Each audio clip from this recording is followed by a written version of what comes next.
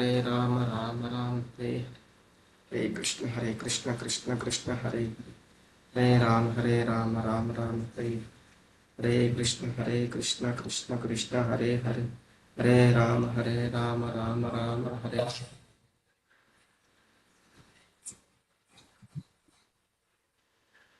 कृष्ण कृष्ण कृष्ण हरे राम राम राम हरे कृष्ण कृष्ण कृष्ण हरे राम राम राम हरे कृष्ण कृष्ण कृष्ण हरे राम राम राम हरे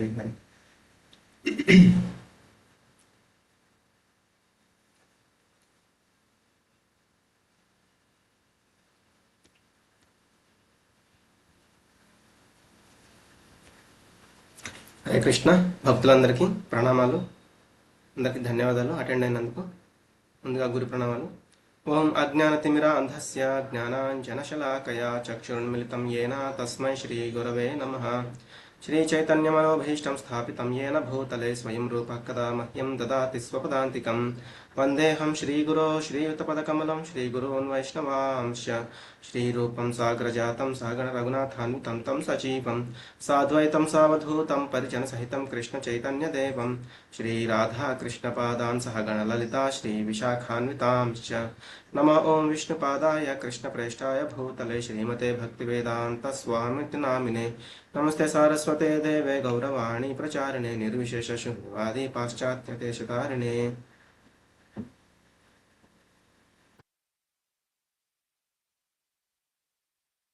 हे कृष्ण करुणा सिंधो दीनबंधो जगत्पते गोपेश गोपिका कांता राधा कांत नमोस्तुते. तप्त कांचन गौरांगी राधे वृंदावनेश्वरी वृषभानुसुते देवी प्रणमामि हरिप्रिये. वाञ्छाकल्पतरुभ्यश्च कृपा सिंधुभ्य एव च पतितानां पावनेभ्यो वैष्णवेभ्यो नमो नमः. जय श्री कृष्ण चैतन्य प्रभु नित्यानंद श्री अद्वैत गदाधर श्रीवासादि गौर भक्त वृंदा. हरे कृष्ण कृष्ण कृष्ण हरे हरे राम राम राम हरे हरे.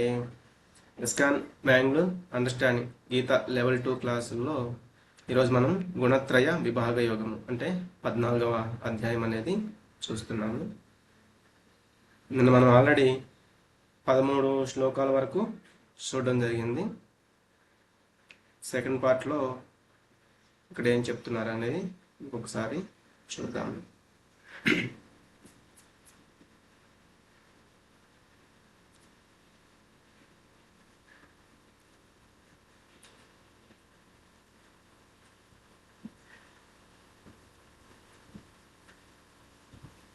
ఓకే, మనం చూసాము సత్వగుణంలో ఉన్నప్పుడు ఆ యొక్క కుటుంబము అంటే ఎవరి పట్ల కూడా ఈగో అని కానీ ఎవరి పట్ల కూడా ద్వేషం అనేది ఇట్లా ఏమీ లేకుండా వాళ్ళు చాలా ఆనందంగా జీవిస్తూ ఉంటారన్నమాట.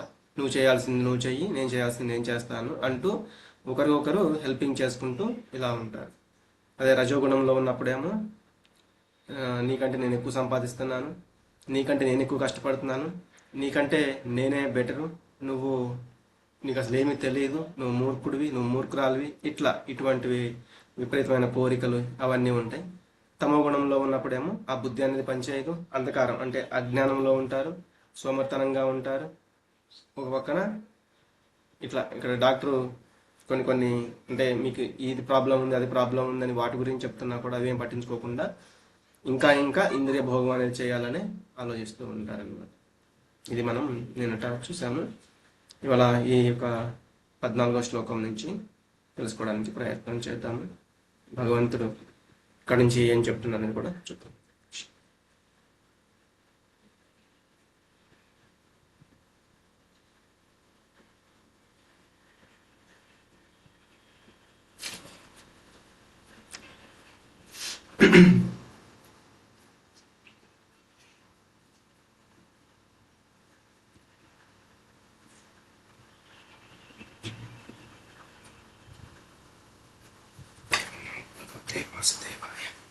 యదా సత్వే ప్రవృద్ధే తు ప్రళయం యాతి దేహభృత్ తదోత్తమ విధాం లోకాన్ అమలాన్ ప్రతిపద్యతే. మనిషి సత్వగుణ ప్రధానంగా ఉండి మరణించినప్పుడు జ్ఞానులు ఉండే పవిత్ర లోకాలను అంటే రజస్సు తమస్సు లేనటువంటి అటువంటి లోకాలని చేరుకుంటాడు. నిజమైన జ్ఞానులు ఎవరైతే ఉన్నారో అటువంటి పవిత్ర లోకాలకి చేరుకుంటాడనమాట. రజసి ప్రళయం గత్వా కర్మ సంఘిషు జాయతే తథా ప్రలీనంతమసి మూఢయోనిషు జాయతే. మనిషి రజోగుణ ప్రధానంగా ఉంటూ మరణించినప్పుడు పనులతో ప్రేరణ పొందేవారిలో జన్మిస్తాడు. తమోగుణ ప్రభావంతో ఉండి మరణించినప్పుడు జంతు జాతులలో పుడతాడు. అంటే యథాసత్వే ప్రవృద్ధేతు ప్రళయం యాతి దేహభృతు. అంటే మనిషి ఏంటంటే సత్వగుణంలో ఉండి మరణించాడు అనుకోండి, ఎటువంటి దేహాన్ని తీసుకుంటాడంటే అమలాన్ ప్రతిపద్యతే, అంటే ఒక పవిత్రమైన లోకాన్ని అతను తీసుకుంటాడు. ఎటువంటిది? రజస్సు అలాగే తమస్సు అనే అటువంటి లేని లోకం అనేది, అటువంటి లోకం అనేది అతను తీసుకుంటాడు. కానీ రజోగుణము ప్రధానంగా ఉండి మరణించినప్పుడు అతను ఏం తీసుకుంటాడు? ఇక్కడ చూస్తే మనం ఇక్కడ రజోగుణంలో ఉన్న వ్యక్తి ఏం చేస్తున్నాడు? ఏదో తినాలి అని ఎక్కువగా కోరికతోటి తీసుకుంటున్నాడు. అంటే ఒక భోగించడం అనేది ఎక్కువగా ఉంటుందన్నమాట. కాబట్టి దానికి సంబంధించిన దేహం అనేది తీసుకుంటాడు. అలాగే తమోగుణ ప్రభావంతో ఉండి మరణించినప్పుడు జంతు జాతులలో అనమాట. ఎందుకు అంటే అవి సపోజ్ తమోగుణం ఉన్నప్పుడు సోమర్తనం, సపోజ్ ఒక బల్లూకం ఉంది, చాలా ఎక్కువ గంటలు నిద్రిస్తుంది అనమాట. ఇట్లా రజోగుణంలో ఉన్నప్పుడు ఏంటంటే కొంతమంది కొన్ని కోరికల వల్ల వాళ్ళు ఒక్కొక్కసారి ఏం చేస్తున్నారో కూడా తెలియనటువంటి స్థితిలో ఉంటూ ఉంటారు. దానివల్ల వాటికి సంబంధించిన లోకాలకు వెళ్ళడం, వాటికి సంబంధించిన యొక్క దేహం అనేది తీసుకుంటూ ఉండడం. ఎవరికైనా గుర్తుందా? మనం 8వ అధ్యాయంలో చూసాం కదా, మరణించే సమయంలో ఎటువంటి చెప్పండి మాతాజీ. యమ్యం వాపి స్మరన్ భావం త్యజంతం తే కలేవరం తం తమేవైతి కౌంతేయ సదా సద్భావ భావితః. సదా తద్భావ భావితః. మీరు ఎటువంటి భావంతో ఆ యొక్క శరీరాన్ని వదిలిపెడుతున్నారో తదుపరి జన్మ దానికి సంబంధించిన దేహం అనేదే వస్తుంది. హరిబోల్ మాతాజీ. కాబట్టి యం వాపి స్మరన్ భావం, ఏ విధంగా మీరు స్మరిస్తూ ఉన్నారో. కాబట్టి సపోజ్ మనం ఒక ఎగ్జాంపుల్ తీసుకున్నాం, మనకి ఇప్పుడు ఆ 3 గుణాలు అనేవి లాగుతూ ఉంటాయి. కానీ మన యొక్క గుణం అంటే మన యొక్క ప్రవర్తన ఎలా ఉంటుంది అంటే మనం ఏ గుణంలో ఎక్కువగా ఉంటున్నాము అనేది ఆ చివరి రోజుల్లో కూడా ఆ గుణం అనేది మనకి వచ్చేస్తూ ఉంటుంది. దానివల్ల ఏమవుతుంది? దాన్ని ఎక్కువగా స్మరిస్తూ ఉంటాం. సపోజ్ మనం సత్వగుణంలో ఉన్నాము, కొంత జ్ఞానం అనేది సంపాదించాము, అలాగే ఏం చేయాలి ఏం చేయకూడదు అనే విచక్షణ తోటి ఉంటాము. కాబట్టి ఏదో ఒక మంచి ఆలోచనతోనే ఉంటాము. దాన్ని బట్టి ఏ ఊర్ధ్వలోకాలకు వెళ్ళడము, లేకపోతే మనుషుల్లోనే ఏదో కొంత జ్ఞానాన్ని కలిగి ఉన్న కుటుంబంలో ఏదో ఇటువంటి లైఫ్ అనేది తీసుకోవచ్చు అనమాట. అలా కాకుండా మనం ఎక్కువ రజోగుణంలోనే ఉన్నాము, విపరీతమైన కోరికలు, సపోజ్ అంటే సంభోగము, లేకపోతే ఎక్కువగా తినాలని, లేకపోతే ఏదేదో చూడాలని, ఇటువంటి ఉన్నాయి అనుకోండి, ఏం చేస్తాము? ఏ కుక్కలాగానో జన్మ అనేది వస్తుంది. కాబట్టి కుక్కకి ఏంటి? అది ఒక ఇల్లా, లేకపోతే ఒక రోడ్డా, లేకపోతే ఎక్కడ ఏంటి అనేది అవసరం లేదనమాట. ఇంకొక కుక్క కనపడితే సంభోగం చేస్తూ ఉంటుంది. లేకపోతే ఒక సింహం ఉంది, దానికి అది వేటాడటము, తినేసేస్తూ ఉండడము, అది దాని యొక్క ప్రవృత్తి అనమాట. లేదు ఒక అంటే ఎక్కువగా కొంతమంది ఏం ఆలోచిస్తూ ఉంటారంటే నగ్నంగా ఉండడానికి ఆలోచిస్తూ ఉంటారు. ఎక్కువగా వాటికి సంబంధించినవి చూస్తూ ఉంటారు. ఎక్కువగా మనం వింటూ ఉంటాం కదా, ఆ వెబ్సైట్లు చూస్తూ ఉంటారు. అటువంటి వాళ్ళు ఏంటి? చెట్లు కానీ పుడతారనమాట. వాళ్ళు ఏంటంటే ఎక్కువగా నగ్నంగా కూడా ఉంటూ ఉండొచ్చు. ఇటువంటివి అంటే వాళ్ళు ఆ యొక్క దేహాన్ని విడిచే సమయంలో ఎటువంటి భావంలో వాళ్ళు ఆ దేహాన్ని విడిచిపెడుతున్నారో అటువంటి భావాన్ని వాళ్ళు పొందుతారనమాట. కాబట్టి మనకి ఈ యొక్క త్రిగుణాలలో మనం బందీగా ఉంటే ఏం జరుగుతుందనేది, అంటే మనకి నెక్స్ట్ లైఫ్ ఏది వస్తుందనేది ఇక్కడ దీన్ని బట్టి అర్థం చేసుకోవచ్చు. ఇంకా మనకి కొంత వివరణ, అంటే మనం ఆల్రెడీ నిన్న చూసిందే, ఇంకా కొంత వివరణ ఇక్కడ మనం చూడొచ్చు. సత్వగుణంలో ఉన్నప్పుడు ఏంటంటే ఆనందం, వాళ్ళు సుఖం. ఎందుకు అంటే జ్ఞానాన్ని పొందారు కదా. కాబట్టి ఆ జ్ఞానం వల్ల ఏమవుతుంది? ఏది చేయాలో ఏది చేయకూడదు విచక్షణ అనేది ఉంటుందన్నమాట. పాపాలు అయితే చేయరు, కాబట్టి ఆ పాపాల నుంచి విముక్తి పొంది ఉంటారు. అలాగే ఆనందంగా జీవిస్తూ ఉంటారు, జ్ఞానం అనేది ఉంటుందన్నమాట. వాళ్ళే రాజసిక గుణంలో ఉన్న వాళ్ళు ఏంటి అంటే వాళ్ళ కోరికలు ఎక్కువగా ఉంటాయి, ఆ కోరికలను తీర్చుకోవడానికి ఎక్కువ కష్టపడుతూ ఉంటారు. దానికి వాళ్ళు ఫలితాలను కూడా ఆశిస్తూ ఉంటారు, దానికోసం విపరీతంగా కష్టపడుతూ ఉంటారు. అదే తామసంలో ఉన్న వాళ్ళు పిచ్చితనం, అంటే అజ్ఞానంగా ఏది ఇప్పుడు ఇక్కడ సత్వగుణంలో ఉన్న వాళ్ళకి ఏదైతే జ్ఞానం ఉందో ఆపోజిట్ అనమాట. వీళ్ళకి అజ్ఞానం, అజ్ఞానంలో ఏంటంటే పశువుల్లాగా ప్రవర్తిస్తూ ఉంటారనమాట. అందుకే ఒక రకంగా చెప్పాలంటే ఈ అధ్యాయంలో మనకు వస్తుంది, భగవంతుడు అందుకే వాళ్ళని ఆ పశు ప్రవృత్తుల్లో, ఆ పశువుల యొక్క జీవితంలో పడవేస్తూ ఉంటారు. అంటే వాళ్ళు కోరుకున్న దాన్ని, ఒక రకంగా చెప్పాలంటే అది భగవంతుని యొక్క కృప అనమాట. వాళ్ళు కోరుకున్న దాన్ని భగవంతుడు వాళ్ళకి కావాల్సినట్లుగానే ఇస్తున్నారు. అలాగే ఉదాసీనత అంటే ఏది పట్టించుకోరు, ఏది అంత సీరియస్గా తీసుకోరు, చేద్దాంలే చూద్దాంలే అన్నట్లుగా ఉంటారనమాట. అలాగే ఎక్కువగా నిద్ర అంటే ఓన్లీ నిద్రించడం కాదు, ఆ నిద్ర అంటే ఏంటంటే అజ్ఞానం అనమాట. అట్లాగే జ్ఞానం ద్వారా ప్రకాశించే శరీర ద్వారాలు ఎవరి? సత్వగుణంలో ఉన్న వాళ్ళే. మనం ఆ యొక్క నిన్న చూసాం కదా, ఆ నవద్వారే పురే దేహే అంటారనమాట. అందుకే మన దేహంలో 9 ద్వారాలు ఉన్నాయి. అవి ఎప్పుడు కూడా జ్ఞానంతో ప్రవేశిస్తూ ఉంటాయి. అంటే ఆ కళ్ళతో చూసేది కూడా జ్ఞానానికి సంబంధించి చూస్తారనమాట. అంటే మంచి విషయాలను చూస్తారు కాబట్టి ఇన్కమింగ్ ఏది వెళ్తుందో అవుట్ గోయింగ్ అదే వస్తుంది. మనం ముక్కుతో ఏదైతే తీసుకుంటున్నామో అదే బయటకు వస్తుంది. లేదు మనం నోటితో ఏదైతే ఆహారం తీసుకుంటున్నామో దానికి సంబంధించిన ప్రవర్తన అది బయటకు వస్తుంది. ఇలా ఆ యొక్క ద్వారాలు ఏవైతే ఉన్నాయి మనం శరీరంలో, అవన్నీ కూడా జ్ఞానం అంటే ఏది తీసుకోవాలి ఏది తీసుకోకూడదు అనేది వీళ్ళకి తెలిసి ఉంటుంది. కానీ వీళ్ళు రజోగుణంలో ఉన్న వాళ్ళు గొప్ప బంధం అంటే వీళ్ళు నా వాళ్ళు, ఇదంతా నాది, ఇట్లా. అలాగే ఫలవంతమైన చర్యలు, అలాగే తీవ్రమైన ప్రయత్నాలు చేస్తూ ఉంటారు. అనియంత్రిత కోరికలు అంటే వీళ్ళకి నియంత్రించుకోలేరు కోరికలు, ఆ కోరిక తీర్చుకోవాలని ఆలోచిస్తూ ఉంటారు. కాబట్టి సపోజ్ మనకి డబ్బు, ఇప్పుడు ధనం ఎక్కువగా సంపాదించాలి అనే కోరిక, అంటే అసలు లేదు అన్నప్పుడు డబ్బు సంపాదించాలనే కోరిక ఉండడం సహజం. అది కొంత వచ్చిన తర్వాత ఇంకా సంపాదించాలని కోరిక పెరుగుతుంది. అప్పుడు ఏమవుతుంది? కష్టం ఎక్కువ అవుతుంది. దానివల్ల ఏమవుతుంది? శరీరం అలసిపోతుంది. దానివల్ల వాళ్ళకి అంత ఆనందం అనేది ఉండదన్నమాట. ఇంకో కొంచెం ధనం ఎక్కువ అయినప్పుడు వీళ్ళకి ఆ ఆనందం కాదు కదా, సుఖం కూడా తగ్గుతుంది. ఎందుకంటే ఎప్పుడు టెన్షన్ పడుతూ ఉంటారు, నా ధనాన్ని ఎవరైనా దొంగిలిస్తారేమో, నా ధనం ఏదైనా వేరే వాళ్ళకి అంటే యూజ్ అయిపోతుందేమో, నాకు ఇది నేను అనుభవించకుండానే మరణిస్తానేమో, ఇటువంటి అని నియంత్రితమైన అంటే ఆ నియంత్రించుకోలేని కోరికలు కాంక్షలు ఎక్కువగా అయిపోతూ ఉంటాయి అన్నమాట. భయం కూడా పట్టుకుంటూ ఉంటుంది. అలాగే తామస గుణంలో ఉన్న వాళ్ళకి చీకటి అంటే అజ్ఞానం, అంధకారం అనమాట. తెలీదు. చీకట్లో మనం ఏదైనా వస్తువుని చూడాలంటే చూడలేము. అంటే వీళ్ళు ఉన్నది ఉన్నట్లుగా చూడలేరు. వీళ్ళేమో ఉన్నది ఉన్నట్లుగా చూస్తారు సత్వగుణంలో ఉన్న వాళ్ళు, వీళ్ళేమో ఉన్నది ఉన్నట్లుగా చూడలేరు. జడత్వం అంటే ఒక స్థిర ఒక వాళ్ళు ఇది ఉందన్నమాట, చలనం ఉండదు అనమాట. ఎప్పుడు కూడా జడత్వంగా ఉంటారు. పిచ్చి మరియు భ్రమలోనే ఉండిపోతూ ఉంటారు. అంటే అక్కడ ఏదైతే లేదో అక్కడే సుఖాన్ని వెతుక్కుంటూ ఉంటారు అనమాట, సుఖం లేని చోటు కూడా. అలాగే సత్వగుణంలో ఉన్న వాళ్ళు ఇందాక చెప్పారు కదా, మరణాంతరం గొప్ప ఋషుల యొక్క ఉన్నత గ్రహాలను పొందుతారు. అంటే జ్ఞానం సంపాదించారు కాబట్టి ఆ ఋషులు ఉండే యొక్క ఉన్నతమైన గ్రహాలను పొందుతారు. అదే రాజస గుణంలో ఉన్న వాళ్ళు ఏంటంటే ఫలవంతమైన కార్మికులలో జన్మిస్తూ ఉంటారు. ఉదాహరణ చెప్పాలంటే మధ్య తిష్టంతి రాజస అంటారు, అంటే మధ్యలోకంలో. అలాగే తామస గుణంలో ఉన్న వాళ్ళు ఏంటంటే మరణం తర్వాత జంతు రాజ్యాన్ని, ఎందుకంటే వీళ్ళు వాళ్ళకేమీ తెలియదు అనమాట, బుద్ధి అనేది ఉండదు, బుద్ధి అనేది ఉపయోగించరు.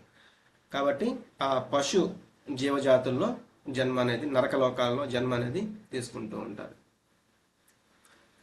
కర్మణ సుకృత స్యాహు సాత్వికం నిర్మలం ఫలం రాజసస్తు ఫలం దుఃఖం అజ్ఞానం తమస ఫలం. సత్వగుణంలో చేసిన కార్యముల ఫలములు పవిత్రమైన ఫలితాలను ఇస్తాయి. ఎందుకంటే వాళ్ళు జ్ఞానం ఉంది కదా, వాళ్ళకి ఏది చేయాలో ఏది చేయకూడదో తెలుసు కాబట్టి పవిత్రమైన ఫలితాలే వాళ్ళకి వస్తాయి. ఇక్కడ చూస్తే మనకి అంటే గుళ్ళకు సంబంధించి అంటే మందిరాలకు వెళ్తారు, భక్తిలో ఉంటారు కాబట్టి భగవంతుడు చెప్పిన వాటిని వినడానికి ప్రయత్నం చేస్తూ ఉంటారు. దానివల్ల ఏవి అపవిత్రమైనవి ఏవి పవిత్రమైనవి తెలుసుకుంటారు కాబట్టి వాళ్ళకి వచ్చే ఫలితాలు కూడా అలాగే ఉంటాయి. రజోగుణంలో చేసిన పనులు దుఃఖాలను కలుగజేస్తాయి. ఎందుకు? వాళ్ళు ఎప్పుడు ఏవో కోరుకుంటూ ఉంటారు. దానివల్ల ఏంటి, వాళ్ళు ఇక్కడే ఉంటూనే ఎక్కడెక్కడికో ఊహలు, దానివల్ల ఇంకా ఇంకా కష్టపడాలి అని దానివల్ల ఎక్కువగా ఇబ్బంది పడుతూ ఉంటారు. అంటే మనం చూసాము, ఏహి సంస్పర్శజా భోగ దుఃఖయోనయ ఏవతే ఆద్యంతవంత కౌంతేయ నతేషు రమతే బుధ. అంటే ఈ యొక్క ఏదో ఆ క్షణికమైన సుఖం కోసం ఎక్కువగా ఆరాటపడుతూ కష్టపడుతూ ఉంటారు కాబట్టి అవి తీరుతూ ఉంటేనేమో ఇంకా ఇంకా కావాలనే లోభం పెరిగిపోతూ ఉంటుంది, తీరకపోతేనేమో దుఃఖం కలుగుతూ ఉంటుంది ఎప్పుడోకప్పుడు. ఎందుకు అంటే కోరికలు పెరుగుతూనే ఉంటాయి కాబట్టి ఏదో ఒక కోరిక దగ్గర ఆగిపోతారు. దానివల్ల వాళ్ళకి ఏం పెరిగిపోతుంది, ఆ దుఃఖం అనేది పెరిగిపోతుంది అనమాట. అలాగే తమో గుణంలో చేసిన పనుల వల్ల అజ్ఞానపు చీకటిని అవి కలుగు చేస్తూ ఉంటాయి. వాళ్ళకి తెలియదు కదా ఏం చేయాలో, తెలీదు, ఆఖరికి ప్రయత్నం కూడా చేయరనమాట. సపోజ్ కొంచెం బెటర్ ఏంటంటే రజోగుణం, వాళ్ళు ప్రయత్నం చేస్తున్నారు, కాకపోతే కోరికలు జరిగిపోతే దుఃఖంలోకి వెళ్తున్నారు, కానీ వీళ్ళు ఏంటంటే ఆఖరికి ప్రయత్నం కూడా చేయరనమాట. వాళ్ళకి సంబంధించిన ధర్మాలను కూడా నిర్వర్తించాలని ప్రయత్నం చేయరు, ఏదన్నా తెలుసుకోవాలని ప్రయత్నం చేయరు. దానివల్ల ఏంటంటే ఎప్పుడు కూడా వీళ్ళు అజ్ఞానంలోనే ఉంటూ ఉంటారు.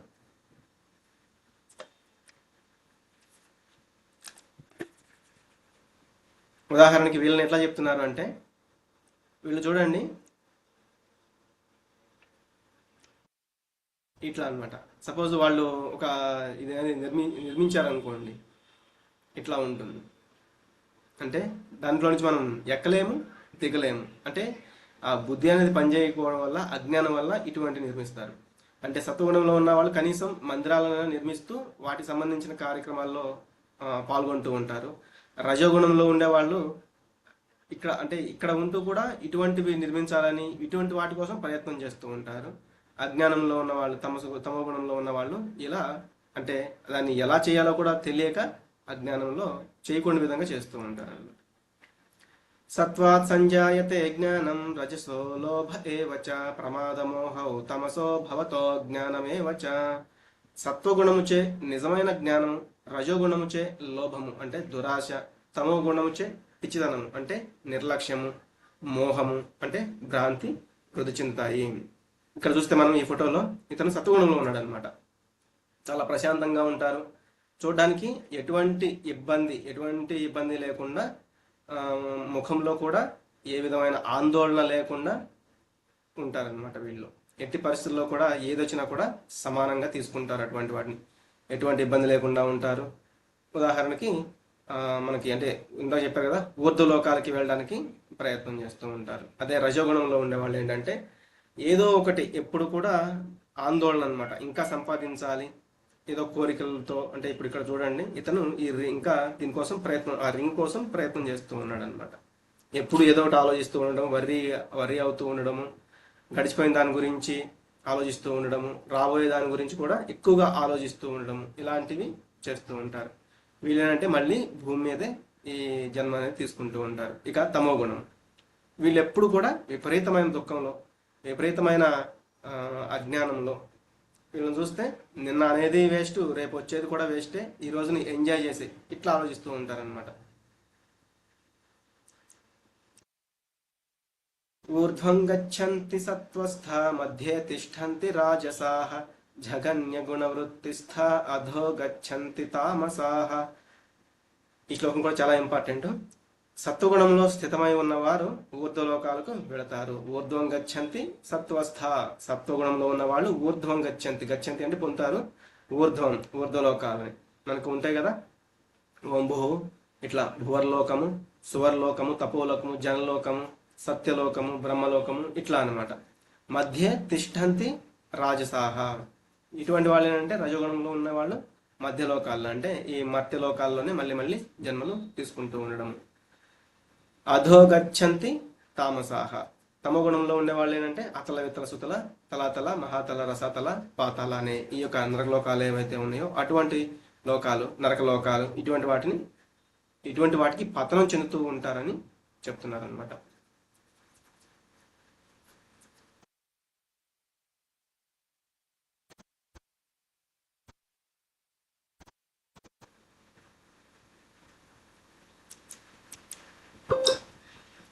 అలాగే వీళ్ళు చేసే కార్యాచరణ ఎలా ఉంటుంది? సత్వగుణంలో ఉండేవాళ్ళు మరణం తర్వాతి గమ్యం గురించి కూడా కొంత అవగాహన అనేది ఉంటుంది, వీళ్ళు ఉన్నత లోకాలకి వెళ్తారు.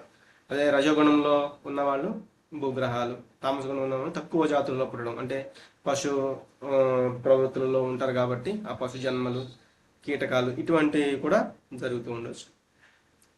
అలాగే వాళ్ళు చేస్తున్న కర్మల యొక్క ఫలితాలు ఎలా ఉంటాయి? సత్వగుణంలో ఉండే వాళ్ళే చేసేవి పవిత్రమైనవిగా ఉంటాయి. రాజగుణం చేసే వాళ్ళు ఎక్కువగా కష్టాలు తీసుకుంటూ ఉంటారు, వాళ్ళ ఫలితాలు కూడా కష్టాలుగానే ఉంటాయి. తమ గుణంలో ఉన్న వాళ్ళు మూర్ఖత్వంగా ఉంటారు. ఇందా చూసాం కదా, వాళ్ళు ఆ బిల్డింగ్ ఏదో అది కన్స్ట్రక్షన్ చేశారు, కానీ దానికి మూర్ఖత్వంతో ఎటు ఎక్కాలో ఎటు దిగాలో కూడా అర్థం లేకుండా ఆ స్టేర్ కేస్ అనేది పెట్టడం జరిగింది అనమాట. అలాగే ప్రభావం ఎలా ఉంటుందంటే వీళ్ళు నిజమైన జ్ఞానం కలిగి ఉంటారు, వీళ్ళు దురాశ ఎక్కువగా ఉంటూ ఉంటుంది, వీళ్ళు పిచ్చి భ్రమ అనేది కలిగి ఉంటారు. నాణ్యం గుణేభ్య కర్తారం యదా ద్రష్టాను పశ్యతి గుణేభ్యశ్చ పరం వేత్తి మద్భావం సోధిగచ్చతి. అన్ని పనులలో ఈ ప్రకృతి గుణములే అని, ఇతర వేరే ఏవీ లేవు అని ఎప్పుడైతే వివేకవంతులు తెలుసుకుంటారో మరియు నేను వాటికి అతీతమైన వాడను అని తెలుసుకుంటారో వారు నా దివ్య స్వభావాన్ని పొందుతారు. ఇక్కడ మళ్ళీ భగవంతుడు ఎవరైతే ఈ యొక్క ప్రకృతి త్రిగుణములలో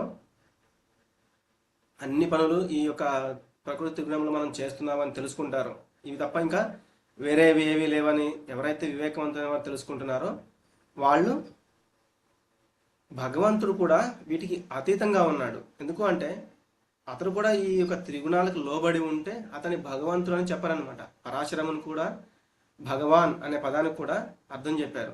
ఏవైతే ఆ షడైశ్వర్యాలు సంపూర్ణంగా కలిగి ఉన్నాడో అతనే భగవానుడు అని. కాబట్టి అతను కూడా ఈ యొక్క త్రిగుణాల లోపల బంధించబడి ఉంటే అతన్ని మనం భగవానుడు అని చెప్పలేము.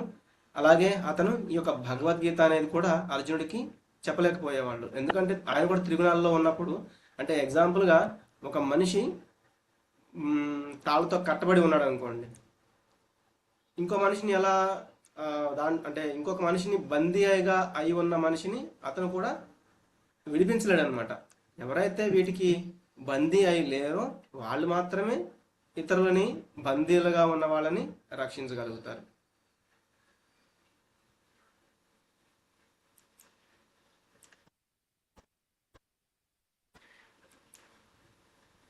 స్క్రీన్ ఉందా మాతాజీ?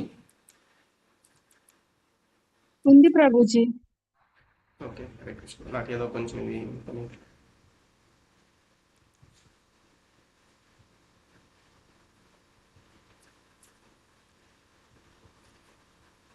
హరే కృష్ణ.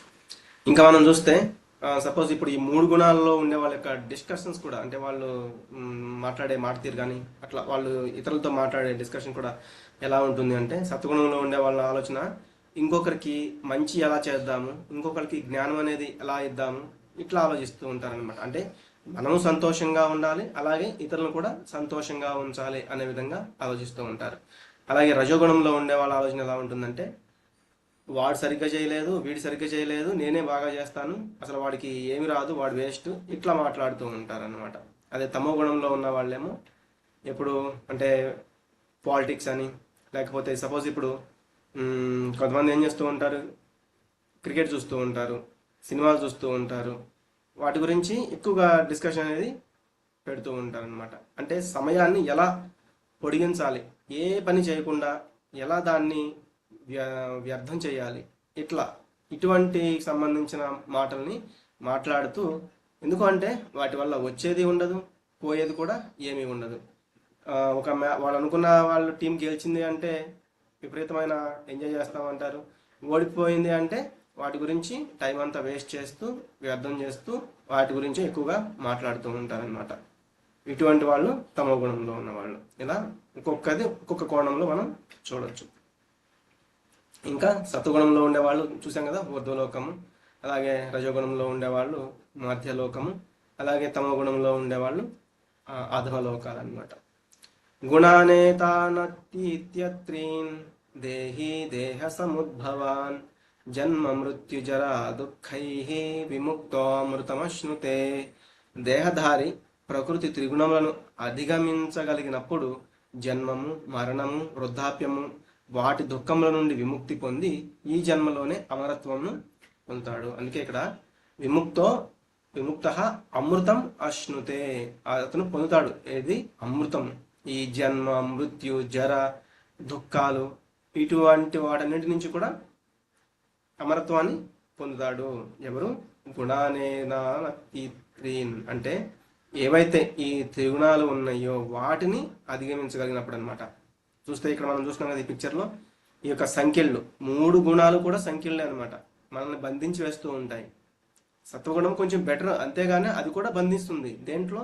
జ్ఞానము, సుఖము అనే దాంట్లో బంధించి వేస్తూ ఉంటుంది అనమాట. వాళ్ళు సంతృప్తిగా ఉంటారు, నాకు ఇంకా చాలు, అంతేగాని ఇంకా భగవంతుని చేరుకోవాలి అంటే ఈ యొక్క 3 గుణాల నుంచి బయటపడాలి అనే ఆ విశుద్ధ సత్వ గుణాన్ని అని వాళ్ళు ప్రయత్నం చేయరు అనమాట. ఎలా అంటే ఇలా భగవంతుడి గురించే ఏ కార్యం చేసినా కూడా చేసే దాంట్లో వాళ్ళు వెళ్ళలేరు అనమాట. ఇలా ఎవరైతే ఉంటారో ఈ 3 గుణాలకి వ్యతిరేకంగా అతీతంగా అధిగమించినప్పుడు అతను అమృతత్వాన్ని పొందుతాడు. ఇదంతా విన్న తర్వాత ఇప్పుడు అర్జునుడు అడుగుతున్నారు. అర్జున ఉవాచ కైలింగై స్త్రీన్ గుణానేతాన్ అతీతో భవతి ప్రభో కిమాచార కథం చైతాన్ త్రీన్ గుణానతి వర్తతే. అర్జునుడు ప్రశ్నించను, ఓ ప్రభు, ప్రకృతి 3 గుణములకు అతీతంగా అయిన వాడి లక్షణములు ఏ విధంగా ఉంటాయి? అతడు ఏ విధంగా ప్రవర్తిస్తాడు? అతను 3 గుణముల బంధంనకు అతీతంగా ఎలా అవుతాడు? కృష్ణుడు చెప్పారు కదా, 3 గుణాలని అధిగమించిన వాడు ఎవరైతే ఉన్నాడో అతడు అమరత్వం పొందుతాడు అని. అప్పుడు అర్జునుడు డౌట్ వచ్చింది, మరి ఈ 3 గుణాలకి అతీతమైన వాళ్ళ లక్షణాలు ఎలా ఉంటాయి? అతని యొక్క ప్రవర్తన ఎలా ఉంటుంది? అతను ఈ 3 గుణాలకి బంధనానికి అతీతంగా అసలు ఎలా అవుతాడు అనేది కూడా అడిగారు. దానికి ఇక్కడ చెప్తున్నారు, శ్రీ భగవానువాచ ప్రకాశం చ ప్రవృత్తిం చ మోహమేవ చ పాండవ నద్వేష్టి సంప్రవృత్తాని నివృత్తాని కాంక్షతి ఉదాసీనవదాసీనో గుణైర్యో న విచాల్యతే గుణా వర్తంత ఇత్యేవం యోవతిష్ఠతి నేంగతే. శ్రీకృష్ణ భగవాన్ పలికెను, ఓ పాండుకుమార, ప్రకాశం, ఆసక్తి, మోహం కలిగినప్పుడు ద్వేషించనివాడు లేదా అవి లేనప్పుడు కోరుకోనివాడు, భౌతిక గుణముల యొక్క ఈ ప్రతిచర్యల ద్వారా అస్థిరపడక మరియు కలవరపడక తటస్థంగా మరియు అతీంద్రియంగా మిగిలిపోవాడు గుణములే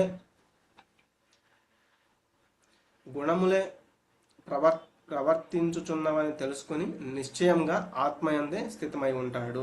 మనం ఆల్రెడీ ఇంతకుముందు చాలా చాప్టర్స్లో కూడా చూసాము. మళ్ళీ భగవంతుడు ఇక్కడ కూడా చెప్తున్నారు, ప్రకాశంగా ఉంటాడు, ఆసక్తి, మోహము కలిగినప్పుడు వాటి పట్ల ద్వేషం అనేది కలిగి ఉండడనమాట.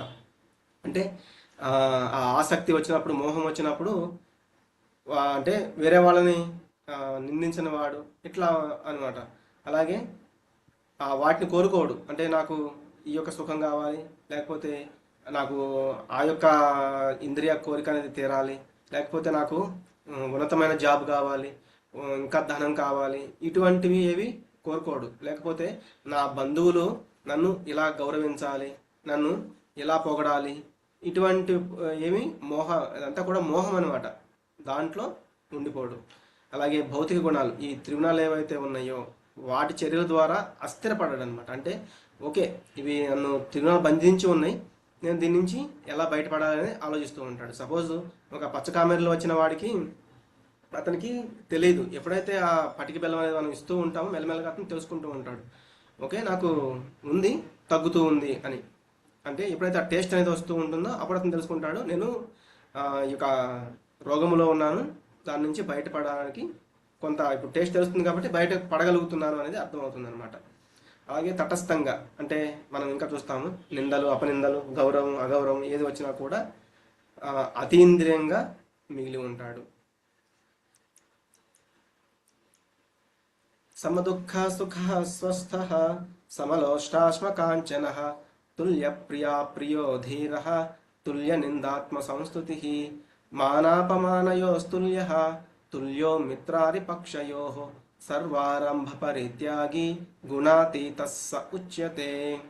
సుఖదుఖాలలో ఒక్క రీతిగా ఉండేవాడు, అంటే సుఖం వచ్చినా దుఃఖం వచ్చినా ఒకే రకంగా ఉండేవాడు.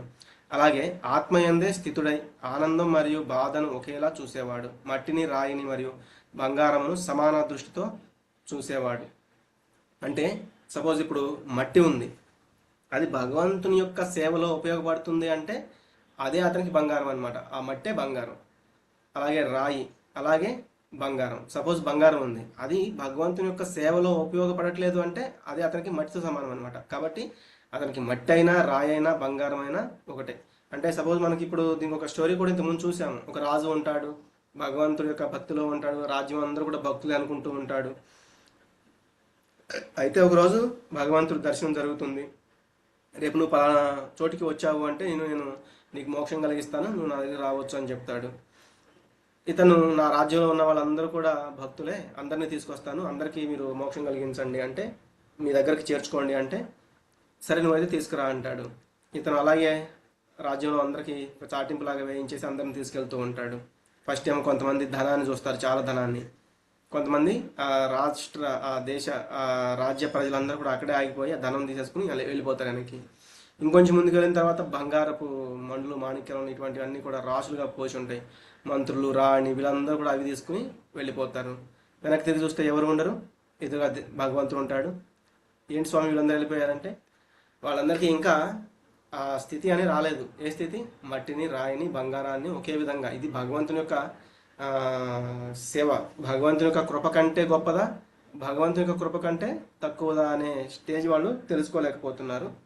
కానీ నీకు ఒక్కడికే ఈ యొక్క అర్హత అనేది ఉంది అని అతన్ని తీసుకెళ్తారనమాట. అట్లా అలాగే అవాంఛనీయమైన వాటికి సమానంగా ఉండేవాడు. అంటే ఒక్కొక్కసారి మనం కోరుకోము, కానీ బాధ, దుఃఖం, మనకి దుఃఖము అంటే అది మనకు వస్తుంది, కానీ మనం ఇంకేదో కోరుకున్నాం, ఏదో వచ్చింది, దానివల్ల మనకి అది దుఃఖం అనిపిస్తుంది. అది మంచిగా అయి ఉండొచ్చు, మనకు తెలియదు అనమాట. ఇట్లా అలాగే ప్రశంసలు మరియు నిందలు. కొంతమంది ప్రశంసిస్తూ ఉంటారు, కొంతమంది నిందిస్తూ ఉంటారు. గౌరవము అగౌరవాలు సమానంగా ఉండేవాడు. స్నేహితుడు మరియు శత్రువు ఇద్దరిని ఒకేలా చూసేవాడు. అంటే స్నేహితుడికి దగ్గరగా ఉంటాడు, శత్రువు ఉంటే అతనికి దూరంగా ఉన్నా కూడా అతని పట్ల ఎటువంటి శత్రుభావాన్ని కలిగి ఉండనమాట. మరియు అన్ని భౌతిక కార్యకలాపాలను త్యజించిన వాడు, ప్రకృతి గుణాలను అధిగమించిన వాడని చెప్తారు. సపోజ్ ఇక్కడ మనకి కొన్ని డౌట్ రావచ్చు, భౌతిక కార్యాలన్నీ విడిచిపెట్టేయడం అంటే నేను చేసే పనులన్నీ కూడా వదిలిపెట్టేయాలా, మరి నా యొక్క కుటుంబాన్ని ఎవరు పోషిస్తారు, ఇట్లా డౌట్ అనేది వస్తుంది. అంటే అన్ని భౌతిక కార్యకలాపాలను అంటే మనకి ఏదైతే ఆధ్యాత్మికంగా వెళ్ళడానికి అడ్డంకిగా ఉన్నాయో వాటిని విడిచిపెట్టాలి. అంతేగాని మనకి అవసరం, మనము ముందుకు వెళ్ళడానికి, మన దేహ పోషణకి, మన కుటుంబ పోషణకి ఏదైతే అవసరం ఉందో వాటిని త్యజించమని కాదు.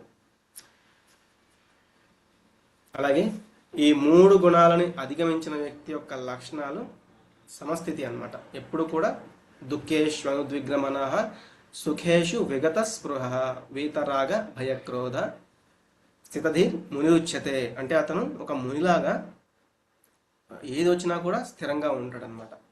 తటస్థంగా ఉండడం అంటే ఎవరి పట్ల వారికి ఏదో దోచిపెట్టేయాలని కాదు, ఇంకొకరి దగ్గర దోచుకోవాలని ఇటువంటి ఒక గుణం కూడా ఉండదు. వారిలోని ఉద్వేగాలకి ఉదాసీనంగా ఉండడము, పరితపన లేకుండా ఉండడము, అలాగే అసూయ లేకుండా ఉండడము.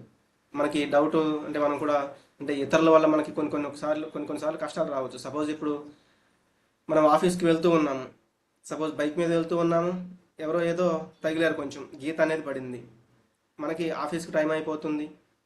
మనము ఇక్కడ ఆగి వాళ్ళతో గొడవ పెట్టుకోవడం కరెక్టా, ఆఫీస్కి వెళ్ళడం కరెక్టా? మనం గొడవ పెట్టినా ఏమీ రాదు కదా. అవును ప్రభుజీ, వెళ్ళడం కరెక్ట్ ప్రభుజీ, టైం వేస్ట్. ఎందుకంటే టైం వేస్ట్ అనమాట. ఇప్పుడు అక్కడ ఏమీ రాదు. ఆ ట్రాఫిక్లో ఎవరో ఒకళ్ళు వచ్చి మనల్ని తిడతారు, ఇక్కడ ఎంత ట్రాఫిక్ అవుతుంటే మీరేంటి ఇక్కడ ఎట్లా చేస్తున్నారు అని.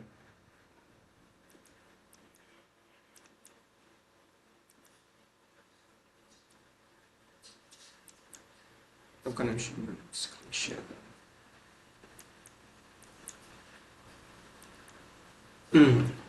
ఇట్లా అనమాట. అంటే సపోజ్ వాళ్ళతో గొడవ పెట్టుకుంటూ ఉంటే మనకి ఆల్రెడీ అంటే మనకి కానీ బైక్ కానీ ఏం కాలేదు, కానీ వాళ్ళతో మనం గొడవ పెట్టుకుంటూ ఉన్నాం అనుకోండి. ఎందుకు అంటే మనకు ఒక పక్కన లేకపోతే టెంపుల్కి వెళ్తున్నాము అక్కడ లేట్ అయిపోతుంది, ఆఫీస్కి వెళ్తున్నాము అక్కడ లేట్ అయిపోతుంది, అంటే దీనికంటే ఉత్తమమైనది ఏదో ఉందో దాన్ని మనం మిస్ అయిపోతాం అనమాట. మాతాజీ హరే కృష్ణ. ఎవరు? ఓకే, హరే కృష్ణ. అలాగే పరితపన లేకుండా ఉండడము. పరితపన అంటే ఏంటంటే ఏదో ఒక దాని గురించి ఎక్కువగా కోరుకుంటూ ఉండడము.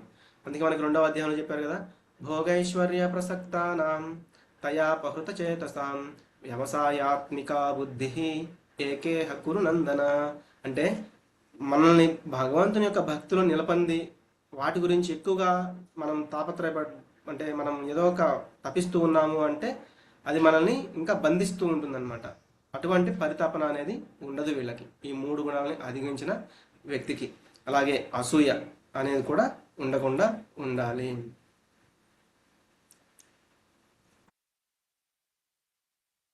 అలాగే అతని ప్రవర్తన ఎలా ఉంటుంది?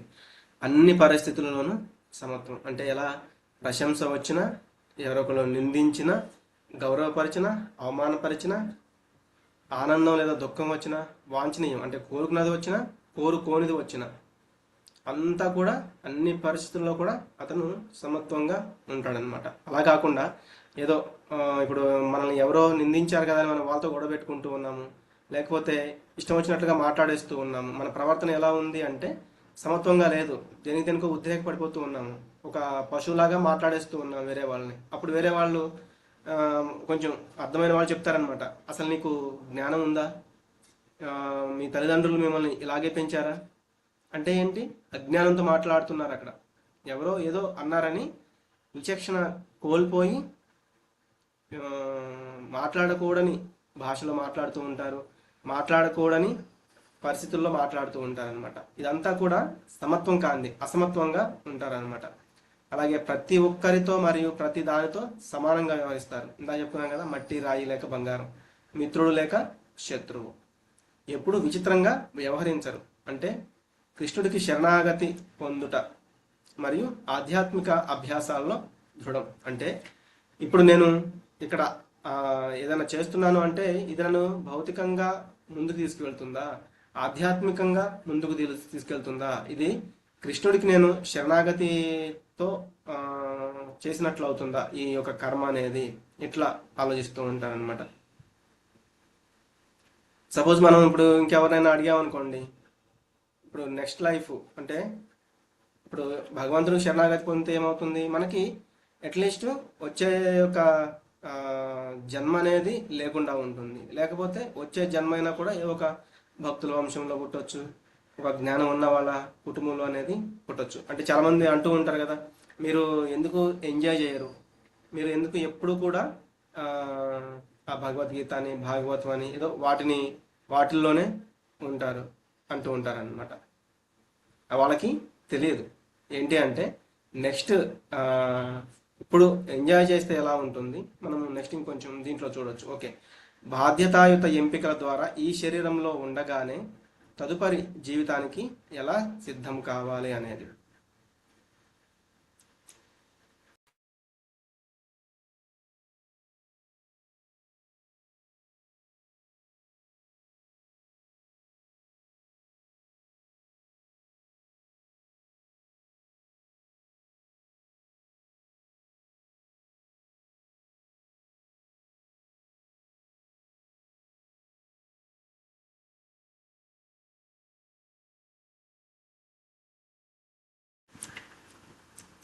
హరే కృష్ణ.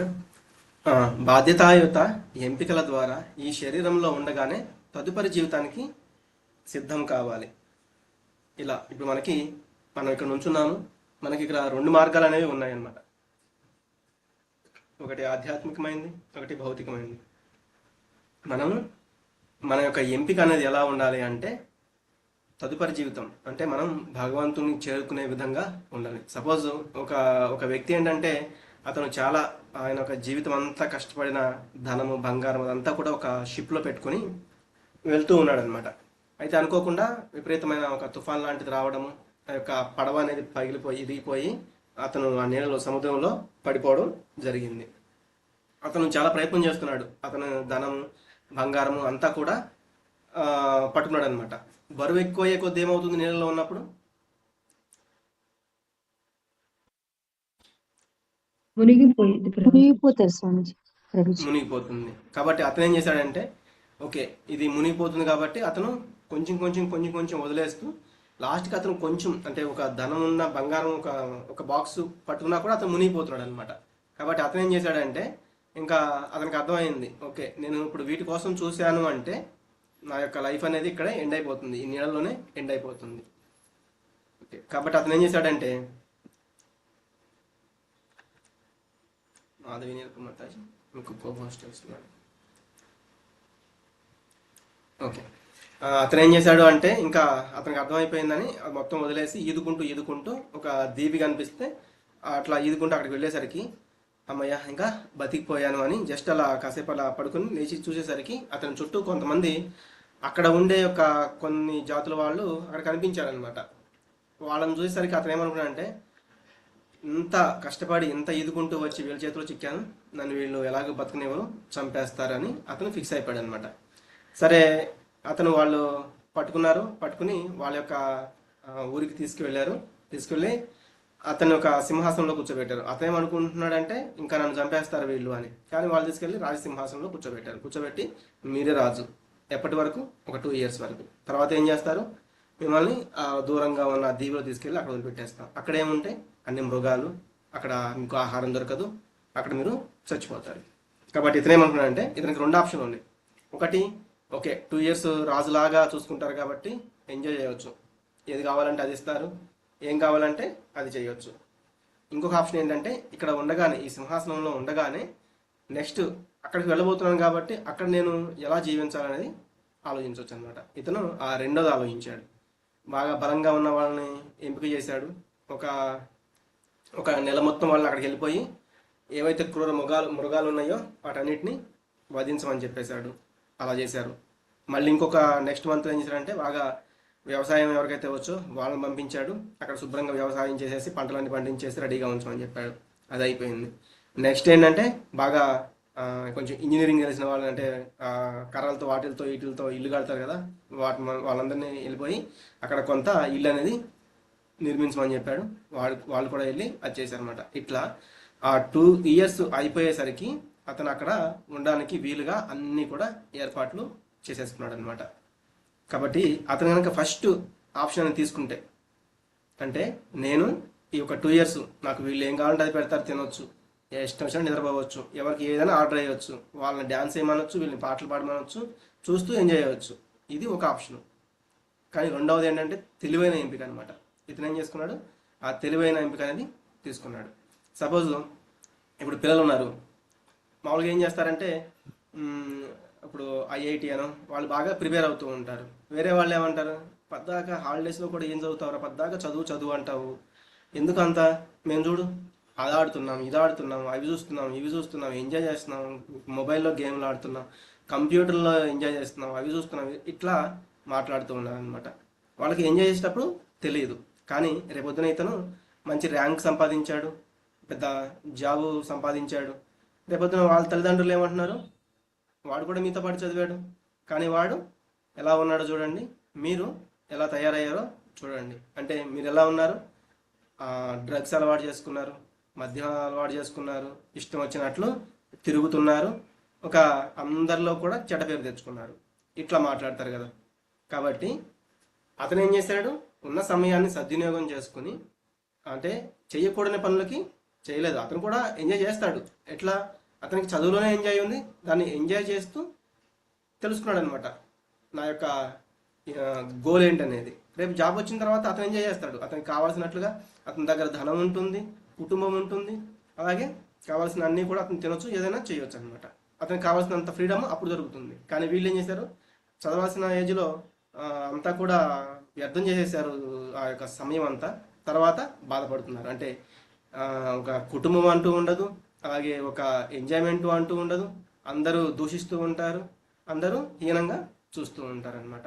మన లైఫ్ కూడా ఎలా ఉంది అంటే, మనం కూడా ఏంటి ఇక్కడే ఉన్న ఈ యొక్క లైఫ్ని ఎలా ముందుకు, అంటే నెక్స్ట్ లైఫ్ అనేది ఎలా తీసుకోవాలో తెలియక ఇక్కడెక్కడే ఉన్న చిన్న చిన్న సుఖాల పట్ల వ్యామోహం పెంచేసుకుని ఒక జన్మ తర్వాత ఇంకో జన్మ, ఇంకో జన్మ తర్వాత ఇంకో జన్మ అనేది ఇక్కడెక్కడే తీసుకుంటున్నాం అనమాట. తెలియక ఆ యొక్క మూర్ఖత్వంలో ఆ యొక్క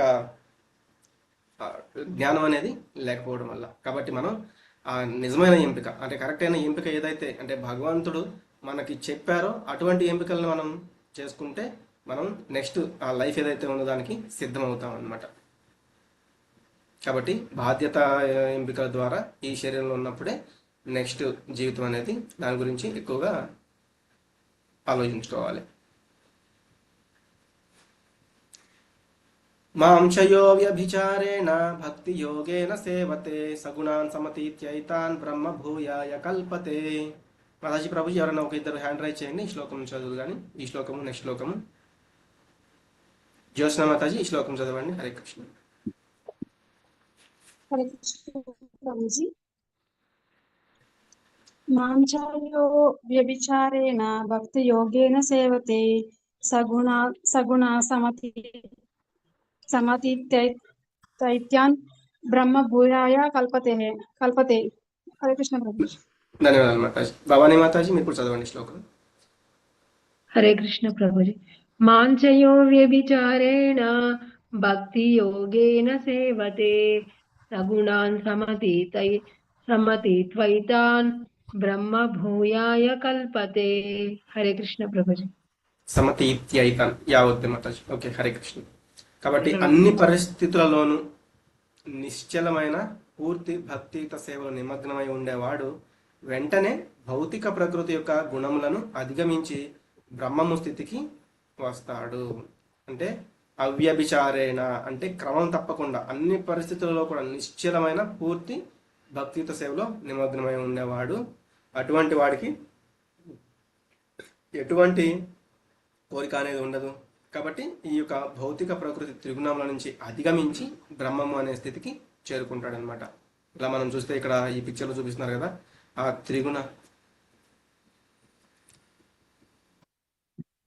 యొక్క త్రిగుణాలు అనే స్టేజ్ దాటి బ్రహ్మము స్థితికి చేరుకుంటాడు అనమాట.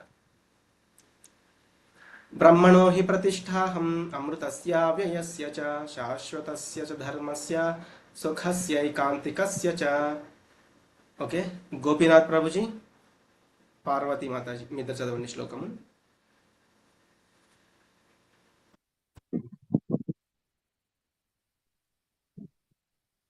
గోపీనాథ్ ప్రభుజీ చదవండి. హరే కృష్ణ. హరే కృష్ణ ప్రభుజీ చదవండి.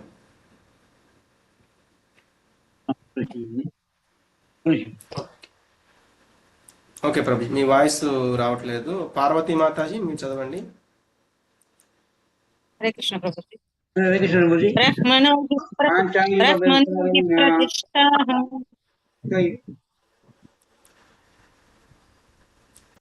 బ్రహ్మణో హి ప్రతిష్టాహం అమృతస్య వ్యయస్య చ శాశ్వతస్య చ ధర్మస్య సుఖస్య ఏకాంతికస్య చ.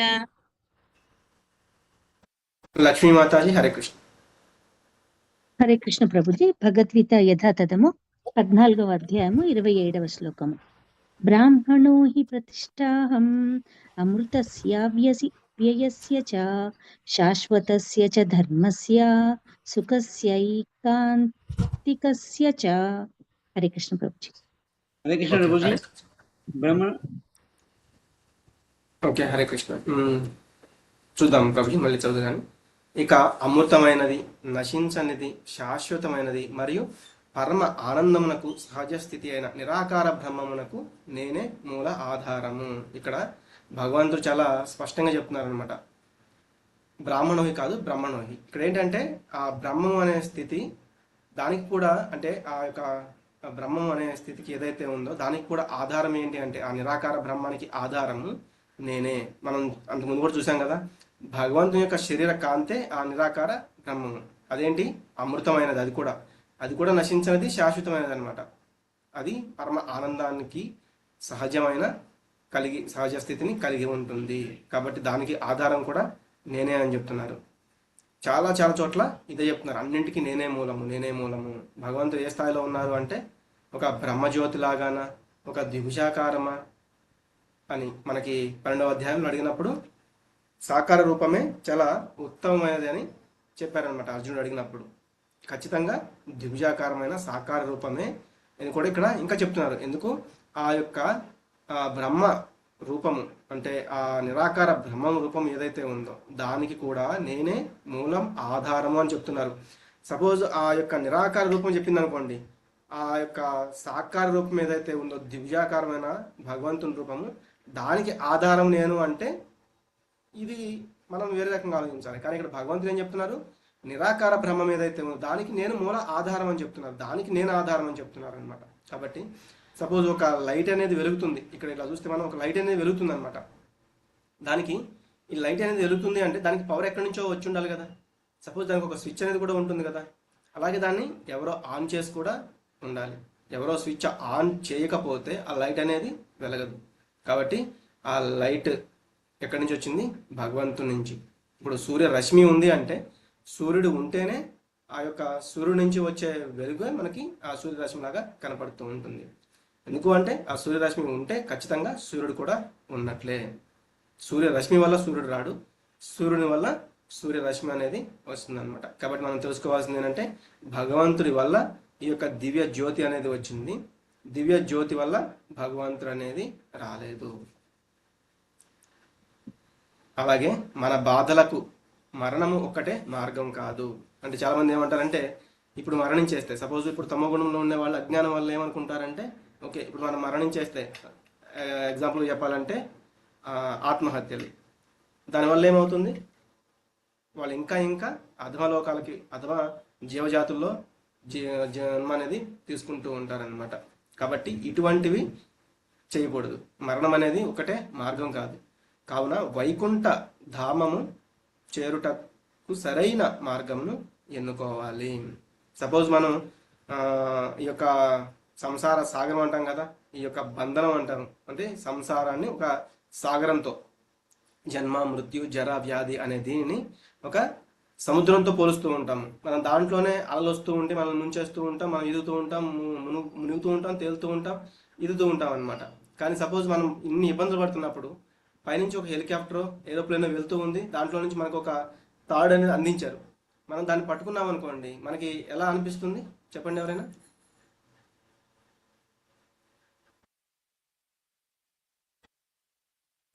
క్వశ్చన్ ఏంటి ప్రభుజీ? క్వశ్చన్ ఏంటి? సపోజ్ మనం ఈ యొక్క సముద్రంలో చిక్కుపడిపోయాం అనమాట, ఈదుతున్నాము, మన వల్ల కావట్లేదు, అలలు వస్తూ ఉన్నాయి, ముంచుతూ ఉన్నాయి, పైకి లేపుతూ ఉన్నాయి, చాలా ఇబ్బంది పడుతూ ఉన్నాము. సపోజ్ పైనుంచి ఏదో ఒక హెలికాప్టర్ వెళ్తూ ఉంది, దాంట్లో నుంచి ఒక తాడు వేసి మనం రక్షించాలని వాళ్ళకి తాడు వేశారు అనుకోండి, దాన్ని పట్టుకుని మనం కొంత పైకి వెళ్ళాము, అంటే సముద్రం నుంచి అయితే కొంత బయటకు వెళ్ళాము, అప్పుడు మనకి ఎలా అనిపిస్తుంది? సంతోషంగా అనిపిస్తుంది. సంతోషంగా అనిపిస్తుంది. ఎందుకు అంటే అంటే పూర్తిగా ఇంకా మనం బయట పడలేదు.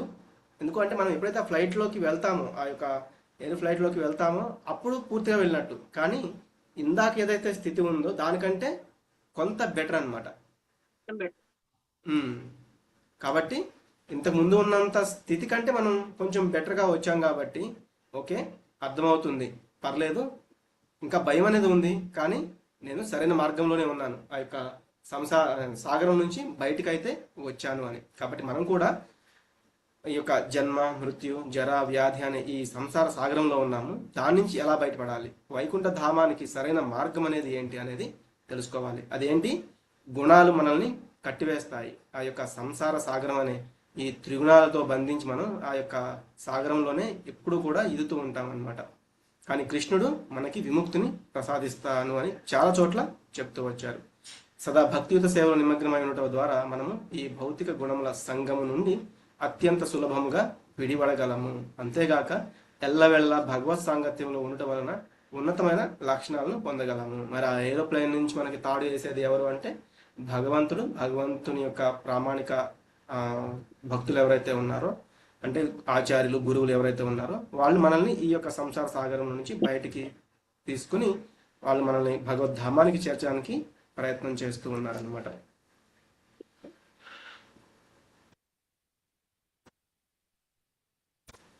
వాంఛాకల్పతరుభ్యశ్చ కృపా సింధుభ్య ఏవ చ పతితానాం పావనేభ్యో వైష్ణవేభ్యో నమో నమః.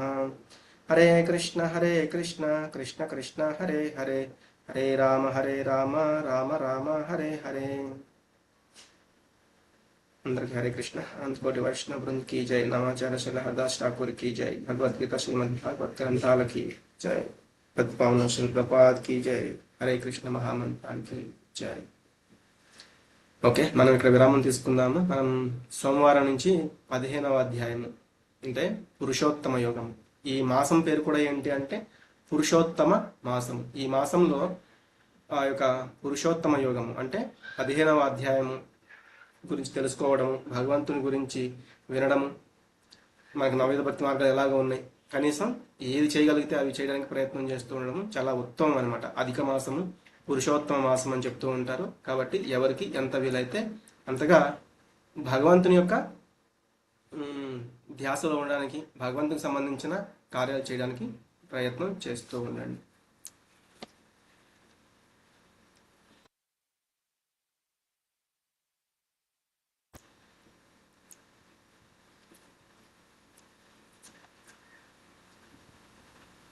కాబట్టి మనం ఈ అధ్యాయం ద్వారా ఏం తెలుసుకున్నాము అంటే ఈ జన్మ మృత్యు జర వ్యాధి అనే వీటిని నుండి మనం బయటపడాలి. ఆ బ్రహ్మ భువనాల్లోకాహ పునరావర్తినోర్జున మాముపేతేతు కౌంతేయ పునర్జన్మ నా విద్యతే అని చెప్పారు భగవంతుడు.